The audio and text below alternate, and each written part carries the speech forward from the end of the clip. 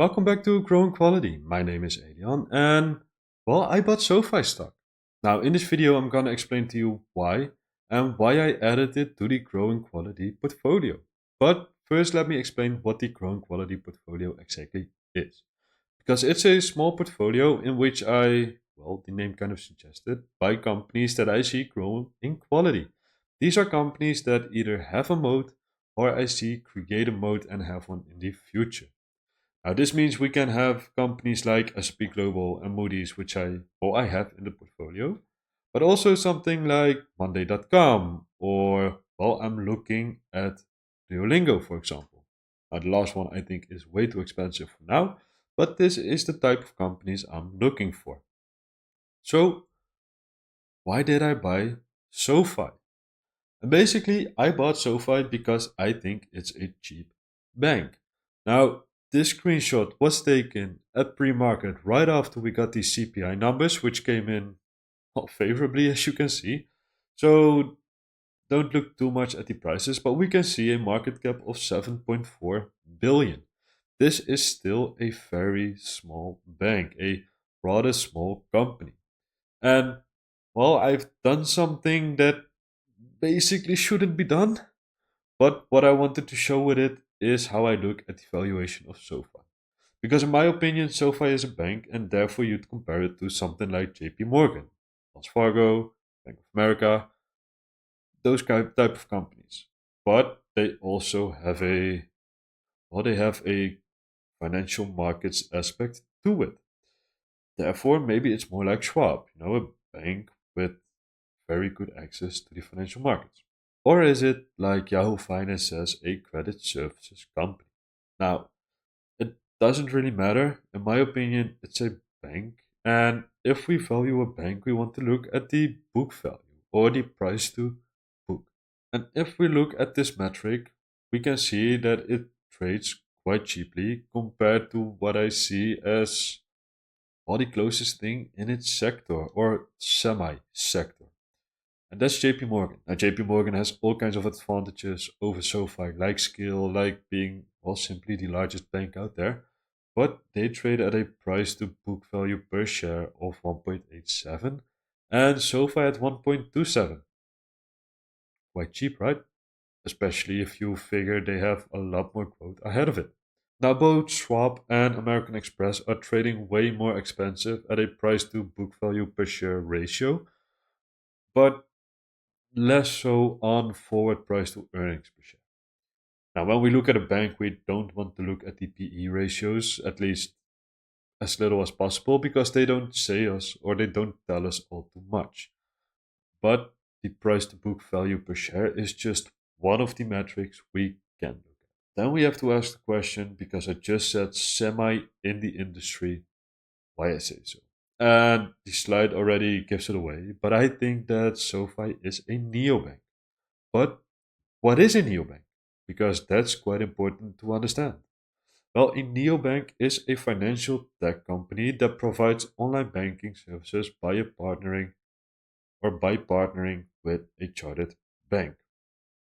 Now, this means they can do their lending through the chartered bank, and there's some revenue sharing there. SoFi is a chartered bank. They don't have to partner. They do so because they don't really have the balance sheet just yet, and also for other reasons like uh, insurance of the money, but they are a chartered bank. That's quite unique in the neo banking industry. What else about the neo banking industry is so important? It's the growth that expected from it. Because we can see at this, this is taken from a research paper by Fortune Business Insight, and they basically say that the growth rate for neobanks will be 48.6%, or will be a CAGR 48.6% from 2023 to 2030. This industry will grow a lot. This is something to understand here. This industry will grow rapidly. And I think that SoFi is very well positioned for that growth. So then we have to understand, why do I think SoFi will grow and why do neobanks grow as much? Now, Why will SoFi grow? That's basically because of the ease of use of the neobanking platforms. And like I already said, I think SoFi is best positioned, but there are others. But the main message here is that the neobanks are app first. They aren't a traditional bank with loads of locations who have to go online in order to serve the customer. They are online. That's their business. That's the core of how they operate. They don't have physical locations. Everything they do is operated from that app, and that is how they are built. Now, if we talk about how I think SoFi will grow, this is through network effects. And I have to give a big disclaimer here because network effects are often mentioned as a moat, but I don't think this counts as a moat for SoFi, just the way in which it grows. So let me explain that one.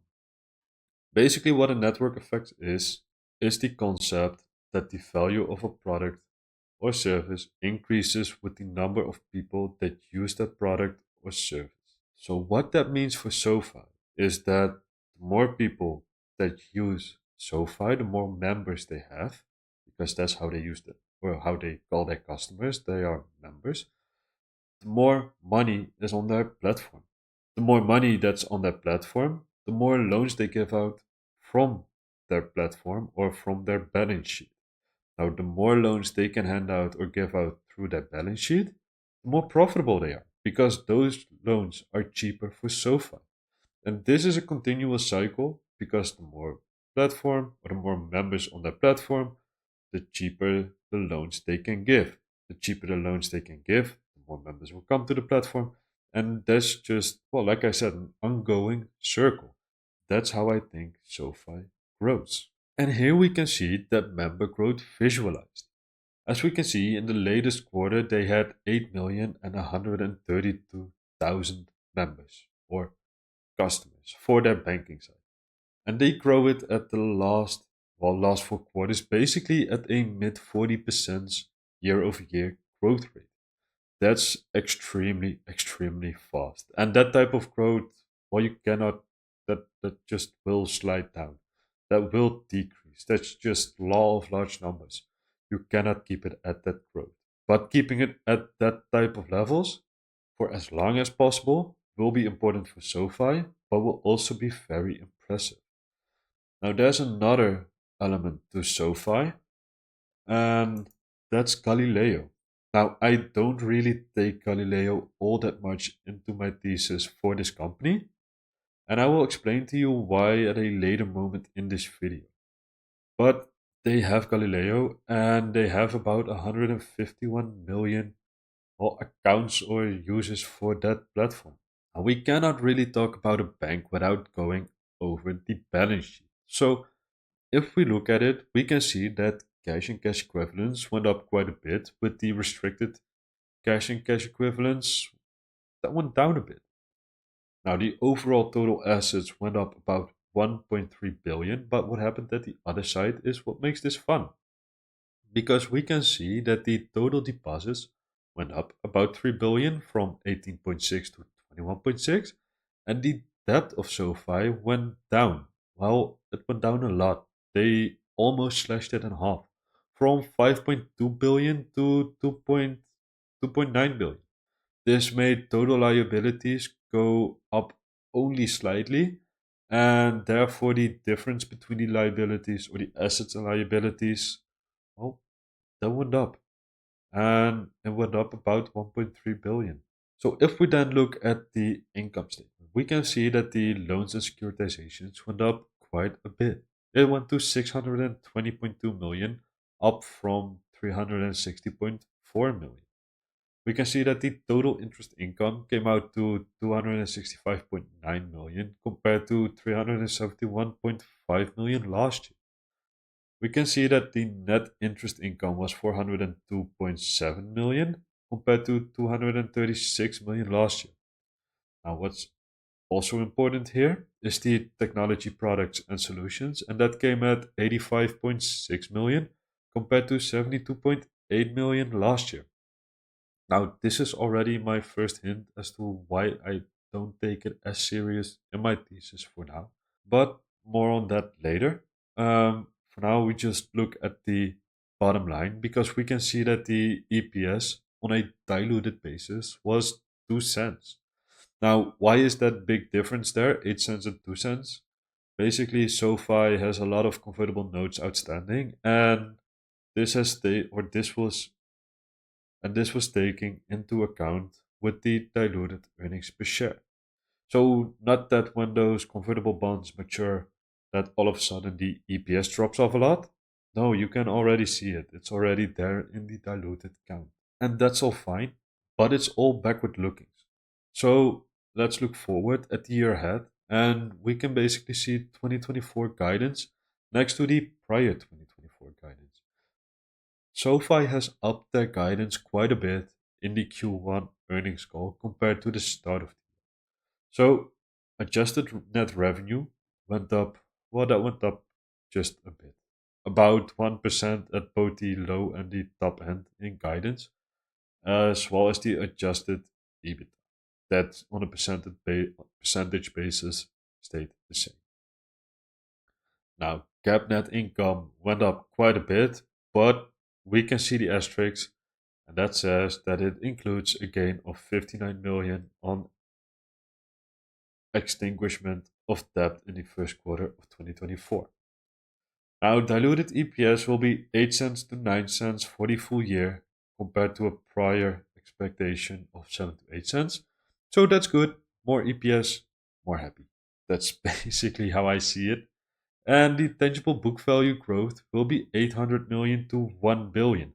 And this is quite impressive because that's way more than in 2023. That's a lot more, like 3 times as much almost at the top end of guidance. So that is very good. But if you have stayed this far in the video, you will see why I don't see SoFi as a tech company or a neobank, a fintech basically, but not truly on the tech side, more on the banking side. Because we can see here the lending segment and the technology platform segment, and we can see the contribution profits. Now, for the lending segments in the latest quarter, this was 207.7 million. For the technology platform, this was 30.7 million. The lending platform is almost 3 times as big, and I think it will grow faster. There is no doubt in my mind that this will grow faster. And the technology platform, so Galileo, may be good for adding a bit to their profits, to their profit margins. And that's a very good reason to hold it and to have that platform in the portfolio. But I don't think that Galileo will be the game changer here. I think it will be the banking. I think it will just be the neobanking industry being very well positioned and just making sure that you are one of the large players in the industry. Now, I also think that the share price of SoFi is being held down quite a bit. I mean, below $7. I don't think that's expensive. I think that's quite cheap. I think this stock should be trading around $8, maybe $8.50. So I think it's quite on the low end of their valuation.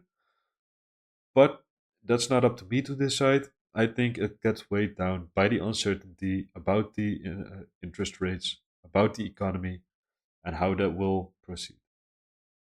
Now, the only thing SoFi can do to combat this is grow their book value, is grow their balance sheet, and make sure they keep adding customers, which I'm quite sure they will. So, if you have watched this video to the end, I want to thank you for watching. Make sure you hit that like button if you have enjoyed this video. Please make sure to subscribe to my channel. I hope to see you in my next video.